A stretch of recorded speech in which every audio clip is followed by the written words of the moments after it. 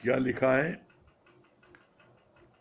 जैसे सागर में सारी नदियां दौड़ती हुई समा जाती हैं, पतंगा समा के मुंह के बस में होकर उसके उसके उसके ऊपर जलकर खाक हो जाता है। संसार के लोग भी मोह के कारण ही मरते हैं, मोह नहीं तो अमर हो जाएंगे। ये कल यहाँ तक हुआ था। इसके आगे आज है 30 से 34 श्लोक तक में। आज क्या बोला है?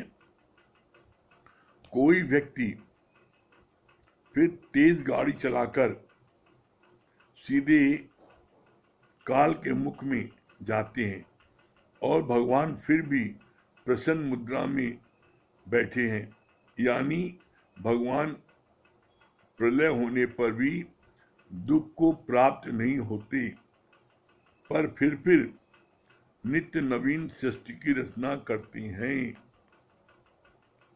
कितना सुंदर भगवान ने वर्णन किया है। बहुत से लड़के आप देखिए बड़ी स्पीड में गाड़ी चलाते हैं, एक्सीडेंट होता है, ऑन द स्पॉट डेथ जाती है। तो बोला वो काल के मुंह में उसी तरह जा रहे हैं जैसे पतंगा जो है वो लाइट जलती है तो उसमें लाइट में आकर के तेजी से उसमें टक्कर मारता है, वो मर जाता है। इसी तरीके से तुम बहुत स्पीड में गाड़ी चला रहे हो और उस स्पीड में गाड़ी चला रहे हो, एक्सीडेंट होता है, ऑन द स्पॉट डेथ होती है। तो इसीलिए भगवान बोलते हैं नहीं, मध्यम, हर चीज में मध्यम मार्ग। गाड़ी भी इतनी चलाओ जितनी तुम्हारे कंट्रोल में हो। फिर इसमें कितनी अच्छी बात बोली भगवान ने।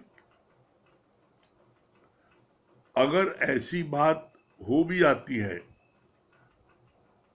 मौत हो जाती है, तो उसमें ज्ञानी जन अपने स्वरूप को नहीं भूलते, वो अपने निश्चय में, अपने अपने आत्म निश्चय में रहते हैं और प्रसन्न मुद्रा में वो जो है वो अपने हर कार्य करते, किसी से दुखी नहीं होते कि मौत हो गई तो दुखी हो नहीं। क्या बोला? भगवान फिर भी प्रसन्न मुद्रा में बैठे हैं, यानी भगवान प्रलय होने पर भी दुख को प्राप्त नहीं होता। भगवान इसलिए दुखी नहीं होते क्योंकि जानते हैं प्रकृति का नियम है, ऐसा तो होना ही है। तो इसलिए ज्ञानी हर हाल में वो प्रसन्नचित्त रहते हैं, दुखी नहीं होते। इसलिए बोला जाता है ज्ञानी के घर सदा आनंद। ज्ञानी के घर जो है बोला मौत हो और चाहे दिवाली हो चाहे होली, उसको वहां हरदम आनंद रहता है। क्यों आनंद रहता है? क्योंकि ज्ञानी मौत मानता ही नहीं है। ज्ञानी की नजर में क्या है? Change of dress and change of address.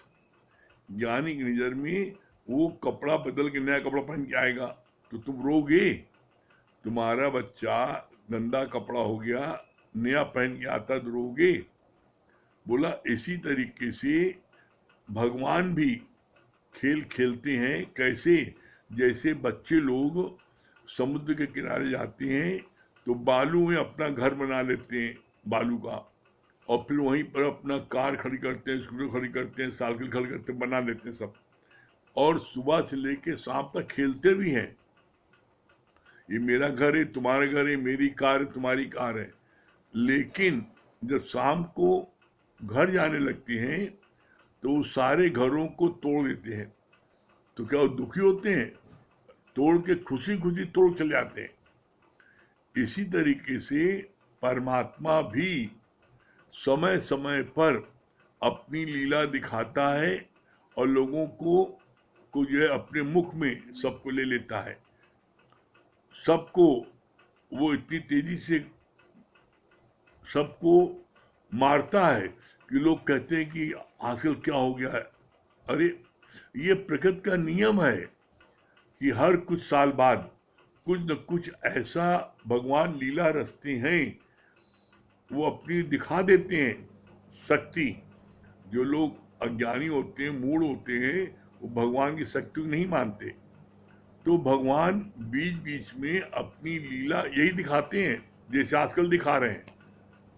जिसको देखो हर कोई वही करुणा की बात, वही बात, कोई दूसरा टॉपिक नहीं। अरे, जब तुम दिन रात उसके बारे में बात करोगे, चिंतन करोगे, सोचोगे, विचारोगे, तो नेचुरल है कि आपके मन में उसका डर बैठेगा। उसकी जगह आप गुरु के वचनों का चिंतन करो ना। गुरु जी ने क्या बोला है? मौत बनी ही नहीं है।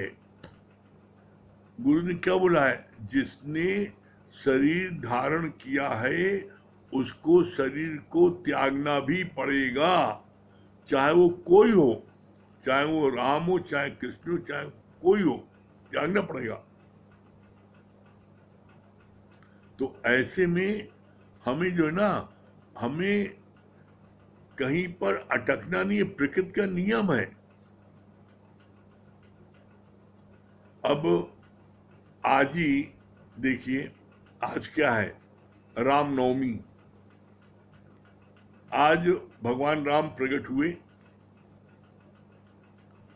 अब भगवान राम प्रकट हुए तो कितनी खुशी दशरथ के महल में हुई। ठुमक चलत रामचंद्र बाजे पैजनिया। तो ऐसे में भगवान प्रकट होते हैं तो जब जब धरती पर अत्याचार, अन्याय, पाप बढ़ जाता है तो भगवान प्रकट होते हैं और उस अत्याचार, उस अधर्म को मिटा करके धर्म की स्थापना करते हैं। कितना बढ़ गया, तो आज भगवान भी उसका उपाय कर रहे हैं। तो ऐसे में घबराना इसलिए नहीं चाहिए क्योंकि ये शरीर तो नश्वर है ही है, शरीर तो एक दिन जाना ही है, और मौत कोई न कोई बहाना लेती है, मौत अपने ऊपर कोई जिम्मेदारी नहीं लेती। जब भी किसी की मौत होती है तो कोई नहीं कहता कि उसके समय हो गया, हर कोई कहता है बीमार थे, इनको जो है कैंसर हो गया था, इनको कोरोना हो गया था, इनको बुखार हो गया था, इनका एक्सीडेंट हो गया था, इनको सांप ने काट लिया। मौत किसी न किसी बहाने होती है। इसीलिए जब डिस्ट्रीब्यूशन हो रहा था कार के बंटवारे का, तो मौत के लिए, मौत को कोई नहीं ले रहा था। भैया हमको कोई पसंद ही नहीं करेगा है मौत को। तो भगवान ने कहा तुमको मैं ये वरदान देता हूं कि तुम्हें कोई व्यक्ति भी दोषारोपण नहीं करेगा कि तुमने किसी जान ले ली, काल ने जान ले ली, कोई नहीं कहेगा। सब लोग बताएंगे कि ये छत से गिर गया, ये स्कूटर से इसका एक्सीडेंट हो गया, ये कार से एक्सीडेंट हो गया, इसको सांप ने काट दिया, डॉक्टर ने गलत दवा दे दिया। कोई न कोई बहाना मौत का रहेगा, जैसे आजकल बहाना हो गया कोरोना का।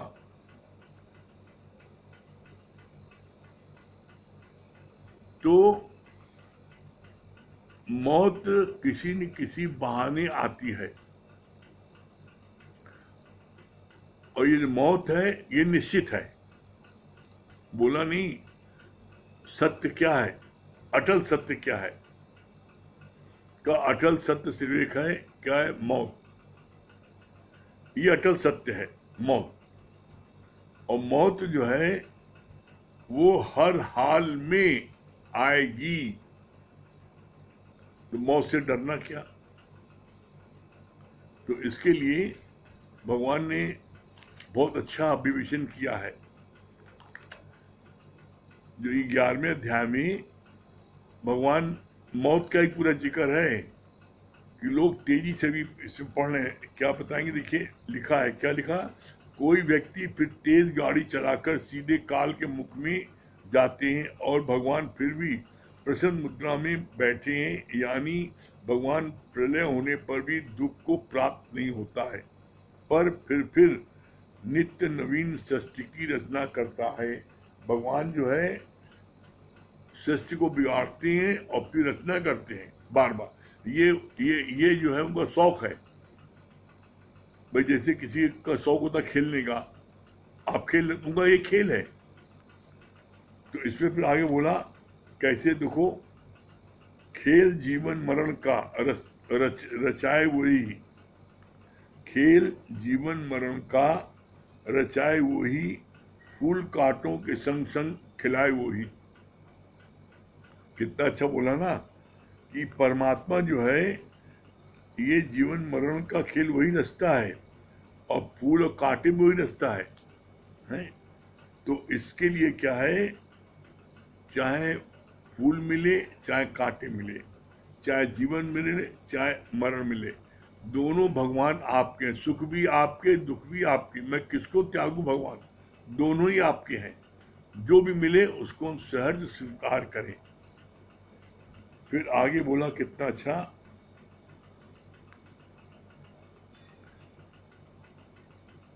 फूल कांटों के संग संग खिलते भी वही है। भगवान की प्रकृति है खेल करना। जो बता रहे हैं, भगवान की प्रकृति है खेल करना, लीला करना, उसको बिरला ही जानता है। जलियांवाला कांड हुआ, इंदिरा गांधी को अपने ही अंगरक्षक ने मार डाला, राजीव गांधी की नरसंग हत्या की गई, तो ये सब देखकर मन डर जाता है। अर्जुन भी जब अपने प्रियजनों की मृत्यु देखी तो भगवान से प्रार्थना की कि हे भगवान, अब आप प्रसन्न हो जाइए, मैं आपकी प्रकृति को समझ नहीं पा रहा हूँ। भगवान ने जवाब दिया कि मैं लोगों का नाश करने के लिए महाकाल हूँ। काली छाया मनुष्य को खुद ही पकड़ लेती है। जहाँ जहाँ जिसके शरीर का अंत होना है वहाँ उसकी मिट्टी पहले ही पहुंच जाती है। अर्जुन को बोला, अगर तू सबको नहीं भी मारोगे तो भी ये मरेंगे, यानी तू है निमित्त मात्र, पर फिर भी युद्ध के लिए खड़ा होकर यश की प्राप्ति कर। कितना सुंदर भगवान ने यहाँ बोला है। क्या बोला है, भगवान की प्रकृति है खेल करना, लीला करना। वो कोई भी, और ये जो लीला करता खेल करता, ये कोई बिरला ही ज्ञानी जानता है। सिर्फ अज्ञानी तो ये जानता है भगवान बड़े नाराज हो गए, अब ये हो रहा है, कुछ नहीं, ये भगवान का शौक है, लीला है, ये ज्ञानी जानता है। इसलिए ज्ञानी किसी भी परिस्थिति में दुखी नहीं होता। आज आप देख लो, इतना कहर सब तरफ मचा है, लेकिन जो लोग सत्संग नित्य ले रहे हैं उनके मन में लेस मात्र भी डर नहीं है, और न वो इसका जिक्र करते हैं, अपने सब कार्य को कर रहे हैं। और अज्ञानी जो है वो दिन भर सिर्फ इसी का जिक्र, इसी का चिंतन, इसी का रड़ियाव पतियाव।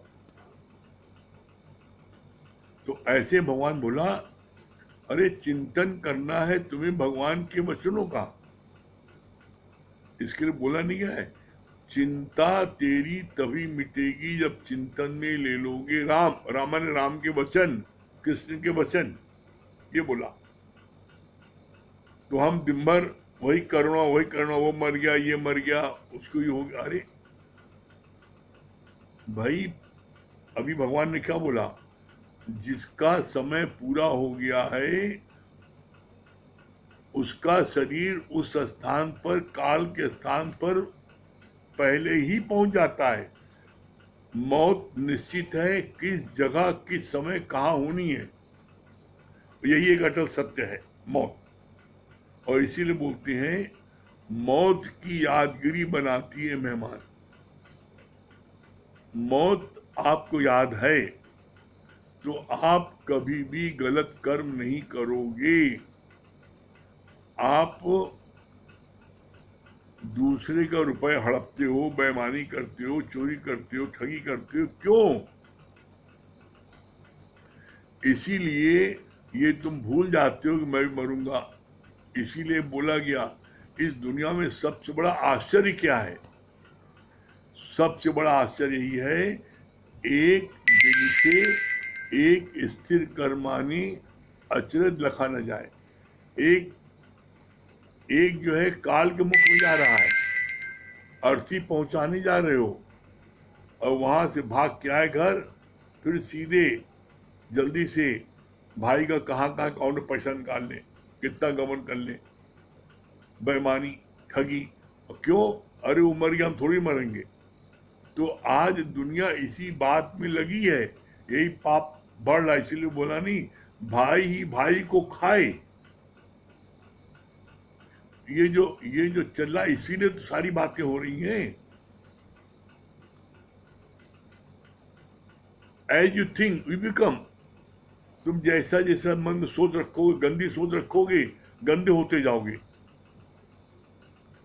भगवान ही सोच कब रखते हो? भगवान के वचनों का चिंतन मनन कब करते हो? और अगर भगवान के वचनों का चिंतन मनन कर लो तो गलत विचार आ ही नहीं सकता। तो यहां पर कितनी अच्छी बात बोली। अर्जुन जो है भगवान से प्रार्थना कर रहा है, डर के मारे, खुद ही बहुत डर रहा है। क्या डर रहा है?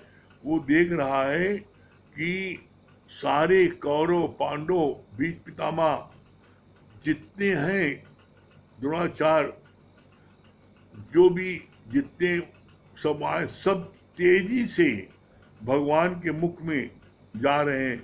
और भगवान क्या है, उनको चबा रहे हैं, चाट रहे हैं। ऐसा भयानक रूप देखा तो डर के मारे अर्जुन ने प्रार्थना की है, भगवान आपका ये रूप, आप कौन है? तो भगवान ने अपना परिचय दिया, मैं कालों का महाकाल हूं, मैं इसमें सब पूरी प्रलय करने आया हूं। तो अर्जुन ने प्रार्थना की है, भगवान आपका ये रूप देख के बड़ा डर लग रहा है, आप अपने सहज रूप में आने की कृपा करें। तब भगवान सहज रूप में आए हैं। कितना अच्छा बोला। फिर भगवान ने जवाब दिया, मैं लोगों का नाश करने के लिए महाकाल हूं। काली छाया मनुष्य को खुद ही पकड़ लेती है। जहां जहां जिसके शरीर का अंत होता है वहीं उसकी मिट्टी पहले ही पहुंच जाती है, प्रमाण पहुंच जाती है। कैसे? देखो इसका कितना सुंदर उदाहरण दिया, कितना सुंदर उदाहरण दिया। जब बोला उसके लिए पंडित ने देखा ये तोता जो है, ये तोता तो इसकी मौत तो होनी है इतनी दूर, और ये इतनी दूर पहुंचेगा कैसे? ये तो पहुंच ही नहीं सकता। और ये बोला कि नहीं इसकी मौत होनी है फलानी जगह। किसी ने विश्वास नहीं माना। तो बोला कि जब संत ने बोल दिया इसकी मौत होनी है अभी 1 घंटे में, इतने बजे, तो जो तोते का स्वामी था उसने कहा कि इन्होंने बोला है तोते की मौत होनी है 1 घंटे में, तो उसने समझा मौत होनी यहाँ पर। तो वो तोते को ले करके बहुत तेज रफ्तार से भागने वाले घोड़े से उससे गया और जा करके वो पेड़ के उस घोंसले में उसको छुपा दिया कि यहाँ तो इसको कैसे मारेंगे, हम तो इतनी दूर आए, 1 घंटे में कैसे यहाँ मौत आएगी। भगवान ने क्या बोला? जहां तुम्हारी मौत होनी है शरीर वहां तुम्हारा पहले पहुंच जाता है। मौत होनी थी उसकी उसी पेड़ के घोंसले में, तो उसके मालिक ने स्वयं वहां जाके पहुंचा दिया। कैसे? उसने सोचा कि मैं तो इतनी दूर आया, अब तो नहीं मरेगा। लेकिन जब कुछ देर बाद जाके देखा कि वो उसकी मौत क्यों, वहां काल बिल्ली रूप में पहले से ही विराजमान था उस पेड़ के ऊपर, और जैसे तोते वहां लाके रखा उसने उसको उसके प्राण हर लिए। तो इसीलिए बोला गया है मौत का निश्चित समय स्थान सब परमात्मा ने फिक्स कर दिया है, और जिसकी जहां पर मौत होनी है वहां उसको मौत जबरदस्ती उसके शरीर को वहां पहुंचा देती है। तो इसलिए मौत से डरना क्या। फिर कितना अच्छा बोला, अर्जुन को बोला अगर तू सबको नहीं मारोगे तो भी ये मरेंगे, यानी तू निमित्त मात्र पर फिर भी युद्ध के लिए खड़ा होकर यश को प्राप्त कर। भगवान ने समझाया, जब अर्जुन ने मना किया कि मैं अपने पितामह को, अपने गुरुजन को, भाइयों को मैं नहीं मारूंगा और भीख मांग करके गुजारा बसर कर लूंगा, लेकिन मैं इनसे युद्ध नहीं करूंगा, तब भगवान ने कहा है, क्या बोला है कि तू सूरवीर है, तुझको चुना गया है और तू सोचता है कि तू इनको मारेगा, तो ऐसी तेरी सोच गलत है। इनको सबको मैंने पहले ही मार दिया है, ये सब मरेंगे, तुम चाहे मारो और चाहे नहीं मारो, लेकिन तुमको निमित्त मात्र बनाया जा रहा है कि तुम यश को प्राप्त करो और क्या है, सुख भोगो, कीर्ति प्राप्त करो और सुख से इस जीते हुए राज्य का उसका भोग करो, इसलिए तुमको बोला जा रहा है। तो बोला इसमें भगवान ने कहा, यानी तू है निमित्त मात्र पर फिर भी युद्ध के लिए खड़ा होकर यश को प्राप्त कर। अर्जुन के अंदर भय था कि मैं अपने वालों को कैसे मारूं, पर भगवान ने क्लियर कर दिया कि सब पहले ही मेरे द्वारा मरे हुए हैं। तो युद्ध में बैरियों को अवश्य जीतेगा, इसलिए निर्णय लेकर उठो और युद्ध करो। देखो भगवान ने कितना निराश हो गया था अर्जुन, तो भगवान ने उसको प्रोत्साहन दिया। क्या प्रोत्साहन दिया? कि तुम अवश्य जीतोगे, तुम अवश्य जीतोगे, क्योंकि मैंने इनको पहले मार दिया है और तुम अवश्य जीतोगे, उठो युद्ध करो। फिर क्या बोला, कितनी अच्छी बात भगवान ने आगे बताई। भगवान फिर अर्जुन को उत्साहित करता है युद्ध के लिए और पॉजिटिव थिंकिंग देता है कि तू युद्ध जरूर जीतेगा। इसी तरह गुरु भी हमें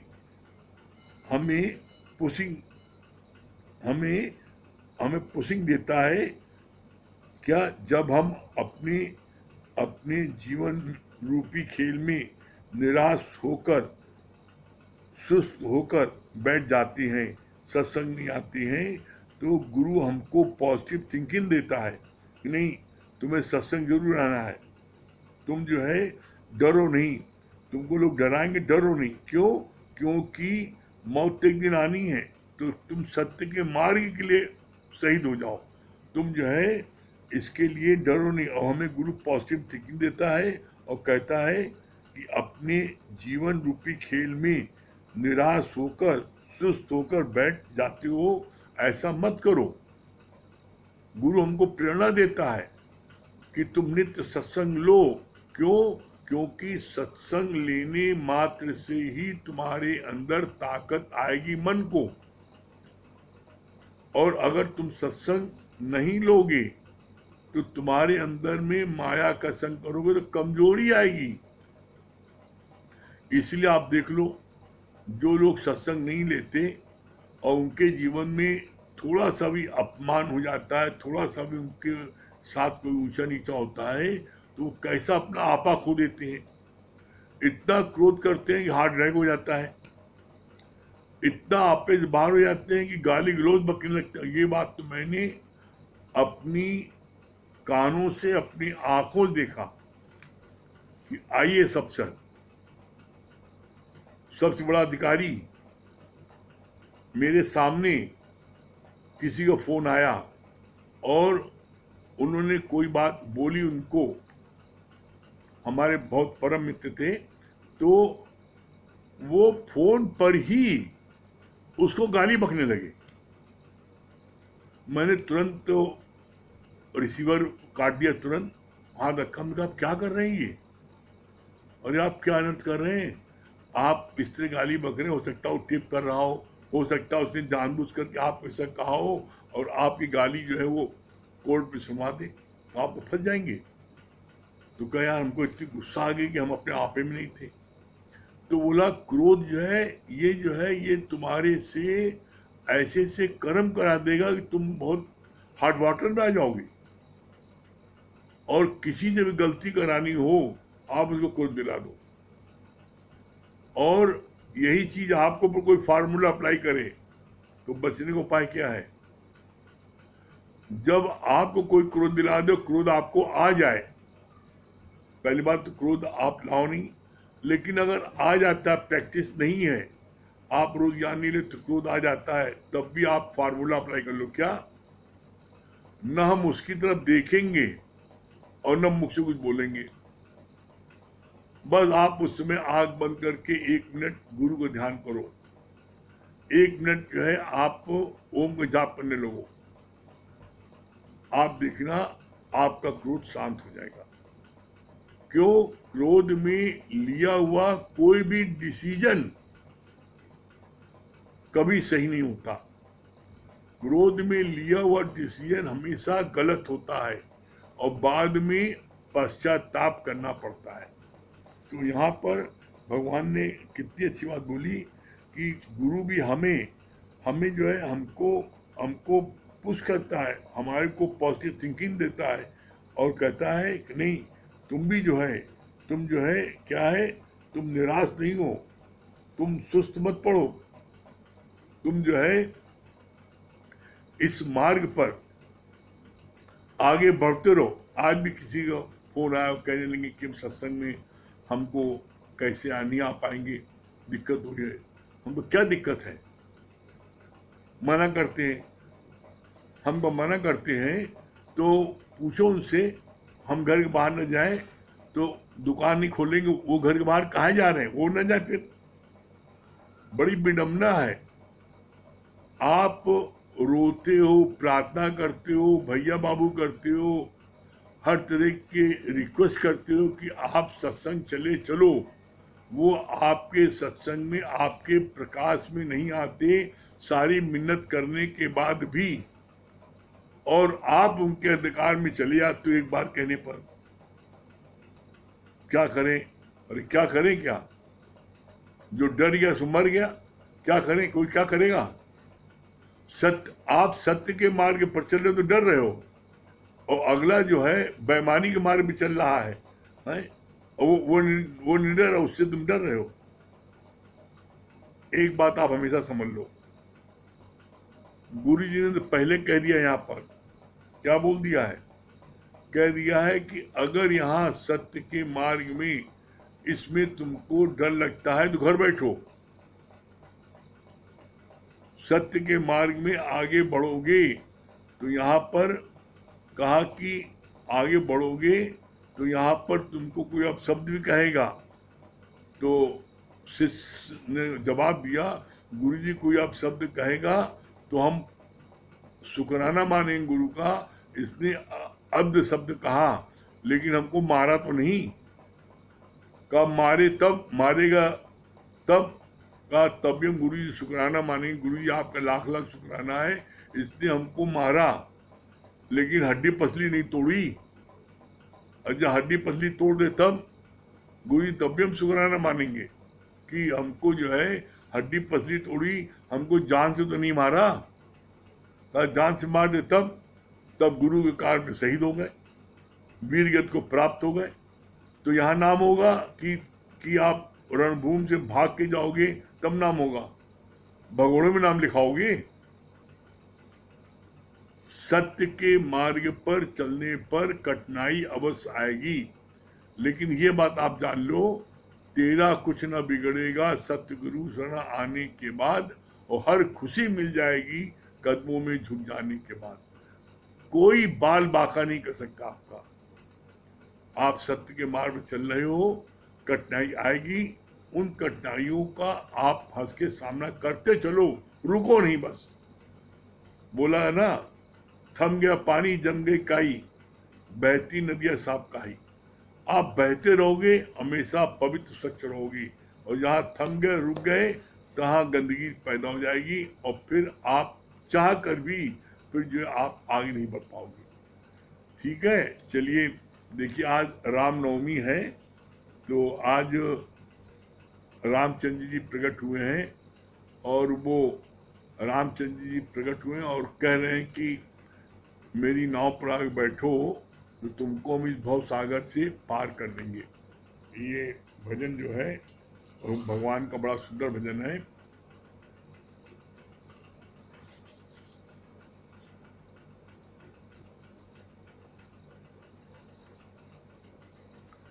गुरु जो है राम जी का आज अवतार हुआ है।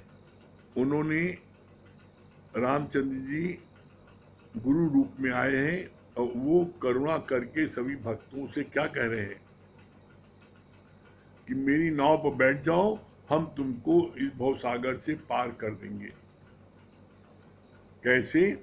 तो भजन की लाइनों में है।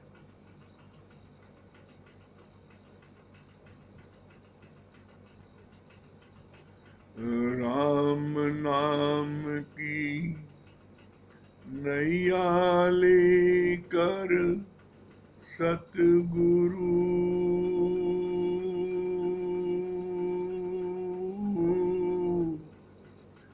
करे पुकार, आओ मेरी नैया में ले जाऊंगा भव पार, आओ मेरी नैया में ले जाऊंगा भव पार। राम नाम की नैया लेकर सतगुरु करे पुकार, आओ मेरी नैया में ले जाऊंगा भव पार, आओ मेरी नैया में ले जाऊंगा भव पार। इस नैया में जो कोई चढ़ जाएगा, इस नैया में जो कोई चढ़ जाएगा, जन्म जन्म का पाप सभी धुल जाएगा, जन्म जन्म का पाप सभी धुल जाएगा।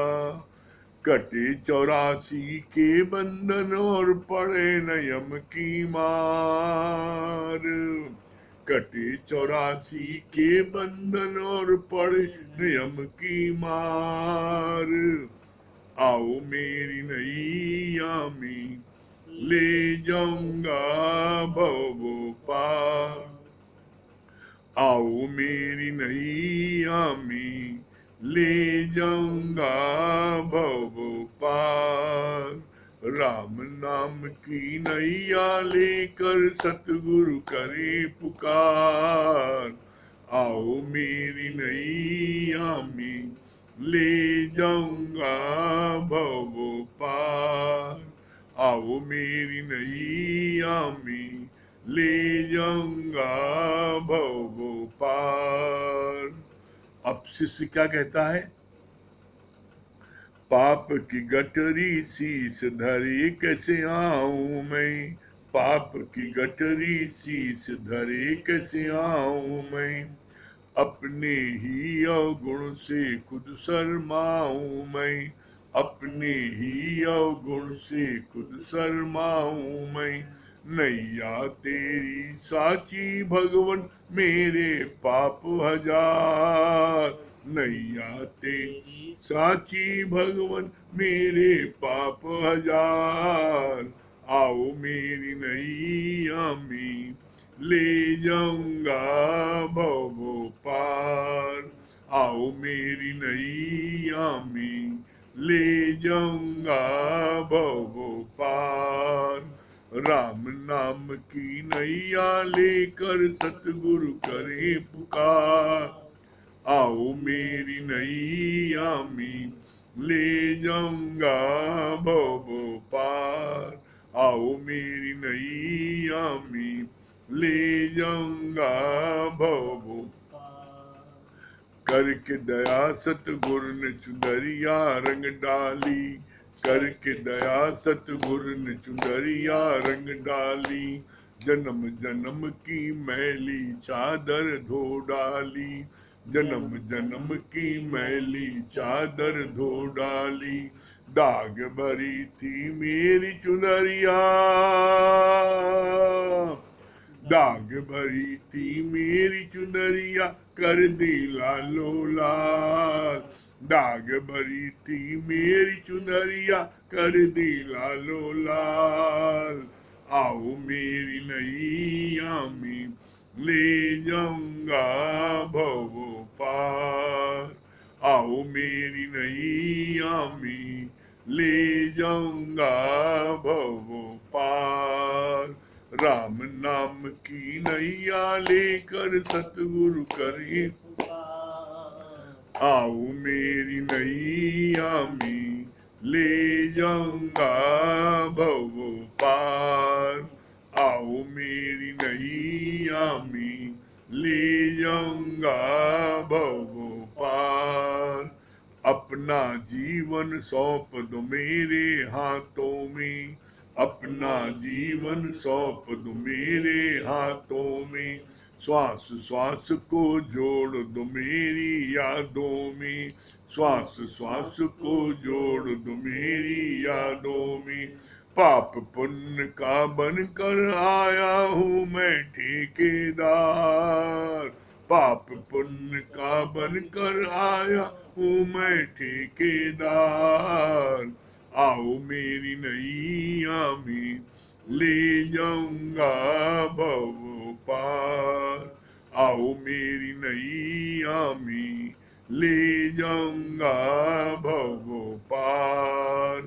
राम नाम की नैया लेकर सतगुरु करे पुकार, आओ मेरी नैया में ले जाऊंगा भव, आओ मेरी नैया में ले जाऊंगा भव पार। बड़े भाग से सतगुरु तेरा प्यार मिला, बड़े भाग से सतगुरु तेरा प्यार मिला, इस जीवन में जीने का अधिकार मिला, इस जीवन में जीने का अधिकार मिला। लगी डूबने बीच भंवर में,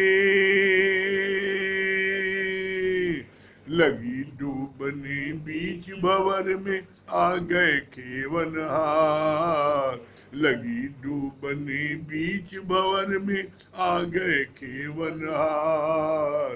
आओ मेरी नैया में ले जाऊंगा भव पार, आओ मेरी नैया में ले जाऊंगा भव पार। राम नाम की नैया लेकर सतगुरु करे पुकार, आओ मेरी नैया में ले जाऊंगा भव पार, आओ मेरी नैया में ले जाऊंगा भव पार, आओ मेरी नैया में ले जाऊंगा भव पार।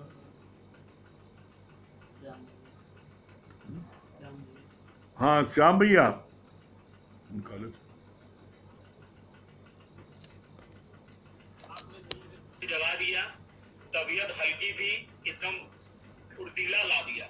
आपकी आज की वाणी और ये भजन सुन के जैसे लग रहा है कि नया जीवन मिल गया हो। जरा तो 3 दिन से तबीयत गड़बड़ चल रही थी, अच्छा। लेकिन आज अभी जो वाणी सुनी और अभी ये जो भजन सुना, तबीयत खुश हो गई।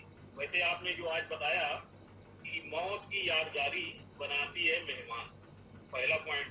और दूसरी चीज ये कहा कि मौत कहीं भी किसी भी समय आ सकती है, आपको इसका पता ही नहीं चलेगा, मौत अपना घर बना लेगी। हाँ यही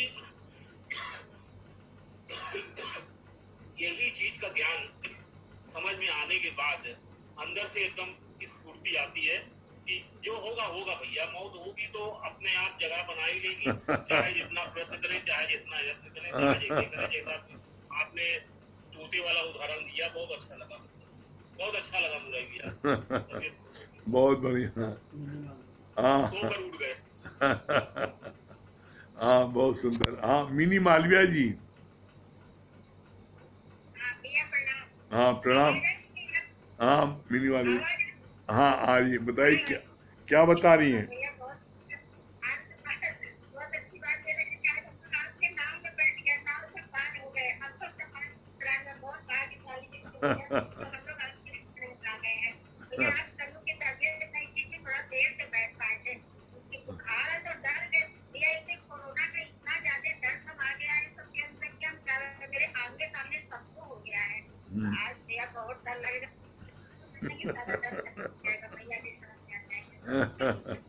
कुछ नहीं होगा, गुरु शरण में आगे कुछ नहीं होगा।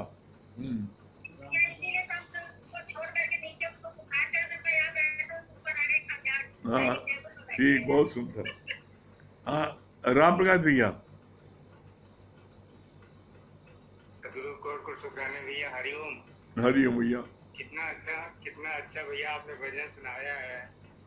जो भी गुरु के शरण में आ गया, राम की नाव पे बैठ गया, उसकी तो नैया पार होनी ही होनी है भैया। और कितना अच्छा आप बता रहे थे कि जम गया पानी तो बन गई काई, बहता पानी साफ कहलाता है। और कितना अच्छा बता रहे थे आप कि हम सत्य के रास्ते पे चलते हैं तो डरते हैं, और जो गलत आदमी है, गलत रास्ते पे चल रहा है, वो हमको बहका देता है। तो हमको इस रास्ते पे नहीं जाना है, हमें सिर्फ सत्य के रास्ते पे चलना है। जो हमारा सदगुरु कह रहा है, उसी के शरण में रह के उसकी ही आज्ञा का पालन करना है। बहुत सुंदर, बहुत सुंदर। हाँ दुर्गेश भैया। दुर्गेश भैया दिल्ली।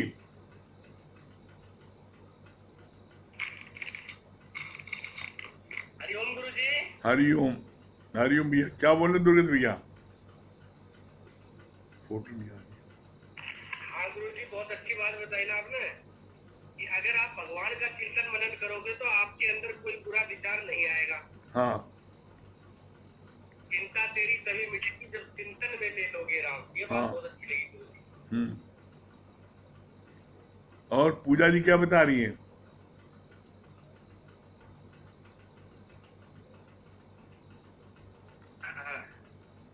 हरिओम गुरु जी। हाँ हरिओम, क्या बोल रही पूजा जी? जी गुरु जी, अगर आप भगवान का चिंतन करोगे, मनन करोगे, तो आपके अंदर कोई भी बुरा विचार आ ही नहीं सकता है। बहुत तो ये सुंदर। बात बहुत अच्छी लगी गुरु जी। और आज तो हम सही में गुरु के नाम पे बैठ गए हैं, तो वैसे भी विचार नहीं आने चाहिए। और बहुत सुंदर। हाँ सुदामा भैया। सुदामा भैया क्या बोल रहे हैं? हरिओम। बहुत अच्छी बात लगेगी थी, चिंतन तेरी जब मिटेगी जब चिंतन में ले लोगे राम। हाँ बहुत सुंदर। हाँ सज्जन भैया। हरिओम। हरिओम। हाँ सज्जन भैया। हेलो। हाँ हरिओम गुरु जी। हरिओम, क्या बोल रहे सज्जन भैया? बहुत अच्छा। अब आपके नाव में बैठ गए तो अब कोरोना कुछ नहीं कर पाएगा मुझसे। बहुत अच्छा ये लगा ना, जो है ये क्रोध के बारे में बताया जो है। पहले तो आया नहीं, अगर आ भी जाए तो उसके बारे में बहुत अच्छा बताया। और कोई बात ये थी बताए जो ये मौत ये बताए, तो मौत अगर याद रहेगा तो कोई गलत कर्म मुझसे नहीं हो पाएगा। हाँ बहुत अच्छा। हाँ जगदीश भैया।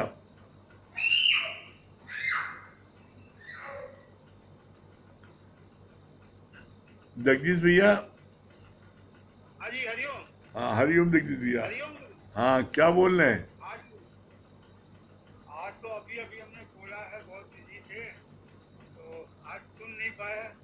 ये है कि आपका जो है साया बना रहे, और ये है कि वो 23 तारीख का शिथिल हुआ है, वो और एक दिन घटा दिया। अच्छा अच्छा कोई बात नहीं, कल जो है ठीक 2 है। दिन और पहले कर दिया, 23 को कर दिया। अच्छा आज अच्छा आप यहाँ आने वाले थे कार्ड देने के लिए, कल आएंगे सुबह, फिर आपको बताएंगे। चलिए चलिए कोई बात नहीं, ठीक है हाँ ठीक है। सब बहुत अच्छा होगा, चिंता नहीं करिए, बहुत अच्छे से शादी विवाह सब। आप मेरे साथ हैं, चिंता हाँ करिए। हाँ सब काम बहुत आपके अच्छे साथ से है होगा। तो अच्छा हाँ सब काम बहुत अच्छे से होगा। और जो जो भगवान करा रहा है, चाहे 24 को कराए चाहे 23 को कराए, शादी ब्याह वो तो एक हाँ रस्म होनी है। सब बहुत अच्छे से होगा, गुरु जी की कृपा है, ठीक है। कल आएंगे आपसे मिलने। अच्छा हाँ महेश भैया। हरिओम गुरु जी। हाँ हरिओम महेश भैया। हाँ क्या बोले महेश भैया? बहुत बहुत अच्छी बात लगी गुरु जी की, सत्य के मार्ग पे चलने पे कठिनाई बहुत है, लेकिन जब चल जाएंगे तो मंजिल पे जरूर पहुंच जाएंगे। जैसे आपने कहा ना कि आओ मेरी नैया में, भाव से हो जाओगे पार, तो सच में हम लोग गुरु की नैया में बैठ गए तो भाव से पार हो ही गए हैं। मतलब ये अंदर विश्वास करके कोई हमारा कुछ नहीं बिगाड़ सकता। हाँ। सतगुरु शरण आने के बाद हाँ। और हर खुशी मिल जाएगी कदमों में झुक जाने के बाद। ये बात बहुत अच्छी लगी। हाँ संगीता रानी। हरिओम। हरिओम। बहुत अच्छी बात लगी कि एक सत्संग मतलब लेने से ही इतनी ताकत आती है कि आपको कोई भी कष्ट नहीं खासेगा। ये बात हाँ बहुत अच्छी बात। और एक जो तोते वाली आपने बात बताई, ये भी बहुत अच्छी लगी कि जैसे उसको मौत लिखा था वहां पर, तो बिल्ली जो है काल बन करके उसका इंतजार कर रही थी। ये बात मतलब कि सही बात है कि जहाँ पर मौत होनी है वहाँ निश्चित होगी। अब जैसे भगवान ने उस समय जो बना दिया वही होगा, चाहे आगे हो चाहे पीछे हो, होना होना ही है। बहुत सुंदर, बहुत सुंदर। हाँ पूनम जी। हरिओम गुरु जी। हरिओम। ये बात तो सूरज हाँ पूनम जी क्या बोल रही हैं? बहुत अच्छा लगा आपने बताया ना कि शरीर जो है मरण धर्मा है, शरीर का तो मरना ही हर मिलता है, किसी में अटके नहीं हम, प्रकृति का नियम है ये। और एक बात होती है कि सत्य के मार्ग पर शहीद हो जाए लेकिन डरे नहीं। वो जो है पॉजिटिव थिंकिंग मुझे दे ही रहा है, और सत्संग से बहुत ताकत मिलती है। आपने बहुत ताकत दी है एकदम। अभी आज दिन भर सत्संग लगे तो बहुत मन जैसे लग रहा था कुछ नयापन था ही नहीं। कल पूरी कोशिश रहेगी कि आए हम। चलिए कोई बात। हाँ चित्रा जी।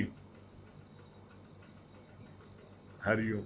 हरिओम हाँ हरिओम चित्रा जी। हरिओम क्या बोल रही चित्रा जी? गुरु जी जब मरना है तो मर ही जाएंगे, और ये ज्ञान एक खड्डे की धार है। हाँ। कहीं भी जाइए तो यहाँ मान सम्मान ही नहीं मिलेगा, हर प्रकार का अपमान ही मिलेगा। हर प्रकार का अपमान सहते हुए गुरु के शरण में रहे, गुरु के वचन में रहे, और सौ से पार हो जाएंगे नैया में हम सब। बहुत सुंदर। हाँ त्रिपाठी जी क्या बोल रहे हैं? हरिओम गुरु जी। हरिओम। गुरु जी, ये बात बहुत अच्छी लगी कि आत्मा और शरीर से हम एक एक किए हुए बैठे हैं। जब गुरु का चिंतन मनन करेंगे, गुरु की वाणी का, तो शरीर से अलग हो जाएंगे। जब शरीर से अलग हो जाएंगे तो कोई दुख और कोई परेशानी हमको तब नहीं हाँ नरेंद्र भैया। और नरेंद्र भाई क्या बोल रहे हैं? रूपी खाई देते हैं। हाँ सही बात है कि सत्य के रास्ते पे जो सहन करना पड़ता है वही तप है। बहुत सुंदर। चलिए बहुत सुंदर। चलिए समय हो रहा है, ओम को जाप कर लें।